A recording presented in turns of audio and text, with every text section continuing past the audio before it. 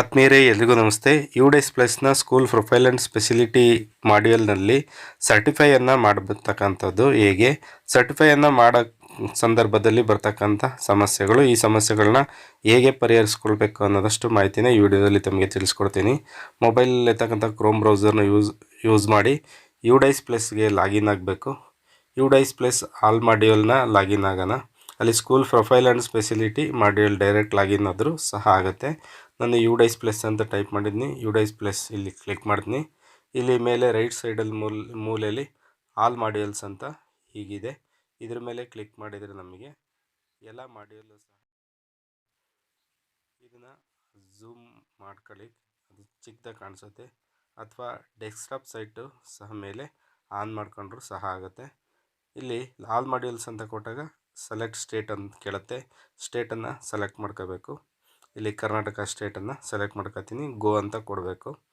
ಆನಂತರ ಇಲ್ಲಿ ನಮಗೆ login for school directory user management ಅಂತ ಇದೆ. ಇದು ಲಾಗಿನ್ ಆಪ್ಷನ್ ಇದೆ.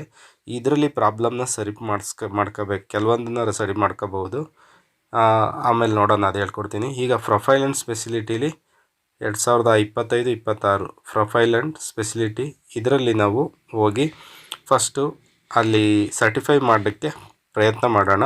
ಆವಾಗ ಪ್ರಾಬ್ಲಮ್ ಏನಂತ ಗೊತ್ತಾಗುತ್ತೆ. ಇದರದ್ದು ಲಾಗಿನ್ ಇದೆ, ಈಗಾಗಲೇ ಮಾಡಿದ್ದೀವಿ, ಇದನ್ನೆಲ್ಲ ಕಂಪ್ಲೀಟ್ ಮಾಡಿರ್ತಕ್ಕಂಥದ್ದು. ಇಲ್ಲಿ ಲಾಗಿನ್ ಆಗಬೇಕು.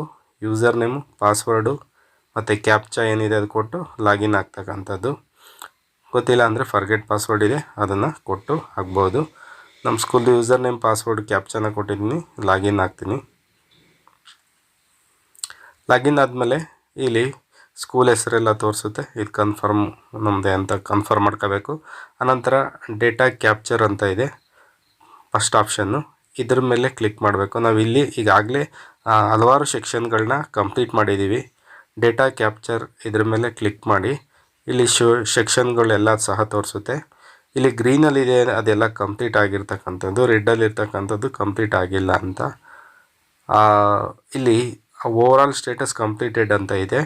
ಸರ್ಟಿಫಿಕೇಷನ್ ಸ್ಟೇಟಸ್ ನಾಟ್ ಸರ್ಟಿಫೈಡ್ ಅಂತ ಇದೆ. ಸೊ ಸರ್ಟಿಫೈ ಮಾಡಬೇಕು. ಈ ಎಲ್ಲ ಸೆಕ್ಷನ್ಗಳು ಇಲ್ಲಿ ಇರ್ತಕ್ಕಂಥದ್ದು. ಇಲ್ಲಿ ಲಾಸ್ಟಲ್ಲಿ ಸ್ಟೇಟಸಲ್ಲಿ ಎಲ್ಲ ಕಂಪ್ಲೀಟೆಡ್ ಅಂತ ಇದೆ. ಇಲ್ಲಿ ಸರ್ಟಿಫೈ ಸ್ಕೂಲ್ ಸರ್ಟಿಫಿಕೇಷನ್ 14ನೇದು ಸ್ಕೂಲ್ ಸರ್ಟಿಫಿಕೇಷನ್ ಅಂತ ಏನಿದೆ ಇದನ್ನು ಈಗ ಮಾಡಬೇಕು. 12ನೇದು ಈಗ ಹೊಸ್ದಾಗಿ ಬಿಟ್ಟಿದ್ದಾರೆ, ಅದೇ ಪ್ರಾಬ್ಲಮ್ ಪ್ರಾಬ್ಲಮ್ ಆಗ್ತಾ ಇರ್ತಕ್ಕಂಥದ್ದು. ಸ್ಕೂಲ್ ಸರ್ಟಿಫಿಕೇಷನ್ ಮೇಲೆ ಕ್ಲಿಕ್ ಮಾಡಿ. ಕ್ಲಿಕ್ ಮಾಡಿದ ಮೇಲೆ ಇಲ್ಲಿ ಸರ್ಟಿಫಿಕೇಷನ್ ಬೈ ಸ್ಕೂಲ್ ಅಂತ ಕೇಳುತ್ತೆ. ಇಲ್ಲೊಂದು ಚೆಕ್ ಬಾಕ್ಸ್ ಇದೆ, ಇಲ್ಲಿ ದೃಢೀಕರಣ ಇದೆ. ಇದು ಚೆಕ್ ಬಾಕ್ಸ್ ಕ್ಲಿಕ್ ಮಾಡ್ಕೊಳ್ಳಿ. ಕ್ಲಿಕ್ ಮಾಡ್ಕೊಂಡು ರೈಟ್ ಇಯರ್ ಅಂತ ಇದೆ, ಅಂದರೆ 20 ಕ್ಯಾರೆಕ್ಟ್ರಲ್ಲಿ ಇಲ್ಲಿ ರೈಟ್ ಟೈಪ್ ಮಾಡಬೇಕು. ಅಂದರೆ ಸ್ಕೂಲ್ ಸರ್ಟಿಫಿಕೇಟ್ಗೆ ಸಂಬಂಧಪಟ್ಟಂತೆ ಮಾಡಿದ್ದೀವಿ ಅಂತ.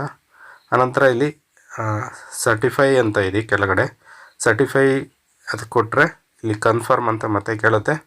ಕನ್ಫರ್ಮ್ ಕೊಡಿ. ಕನ್ಫರ್ಮ್ ಅಂತ ಕೊಟ್ಟರೆ ಇದು ಆಗಲ್ಲ. ಈ ರೀತಿಯಾಗಿ ಇಲ್ಲಿ ನಮಗೆ ತೋರಿಸುತ್ತೆ.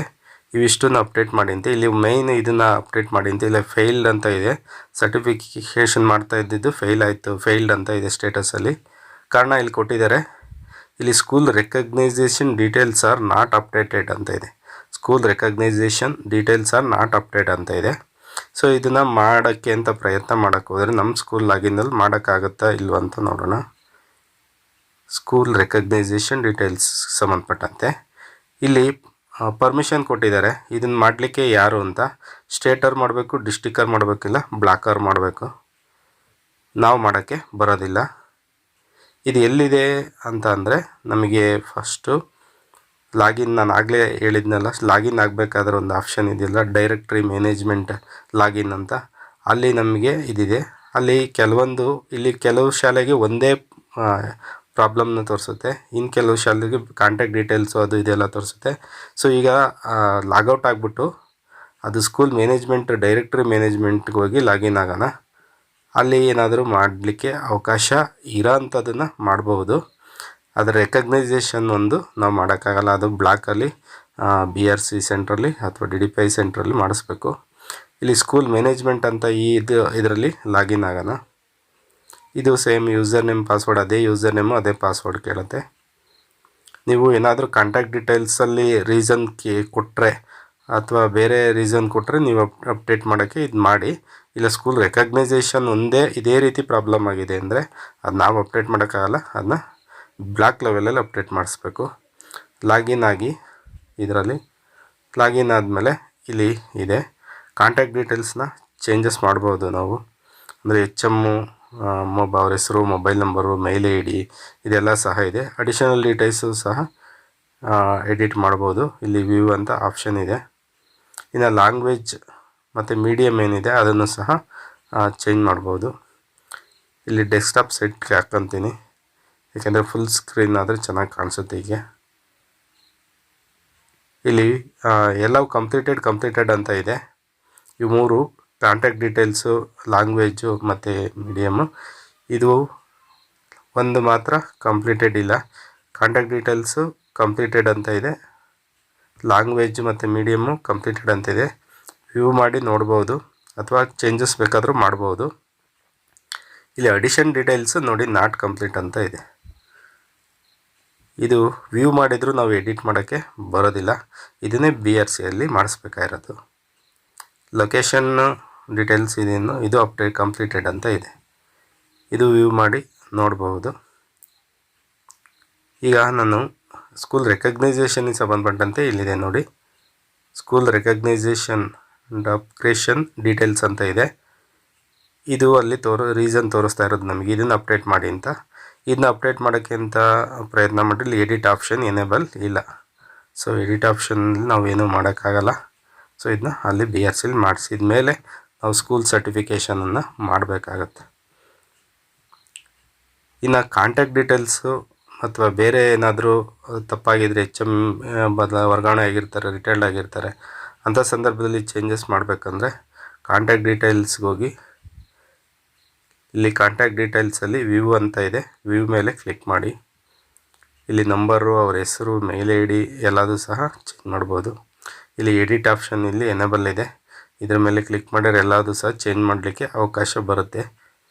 ಇಲ್ಲಿ HM ನೇಮು, ಮೊಬೈಲ್ ನಂಬರು, ಮೇಲ್ ID, ಅವರ ಅಡ್ರೆಸ್ಸು, ಡೀಟೇಲ್ಸ್ ಎಲ್ಲದೂ ಸಹ ಇಲ್ಲಿ ಚೇಂಜ್ ಮಾಡ್ಬೋದು. ಆದರೂ ಇಲ್ಲಿ ಚೇಂಜ್ ಮಾಡಿದರೂ ನಾವು ಫರ್ಗೆಟ್ ಪಾಸ್ವರ್ಡ್ ಕೊಟ್ಟರೆ ಅಲ್ಲಿ ಚೇಂಜ್ ಆಗಲ್ಲ. ಇದಕ್ಕೆ ಮಾತ್ರ ಚೇಂಜ್ ಆಗುತ್ತೆ.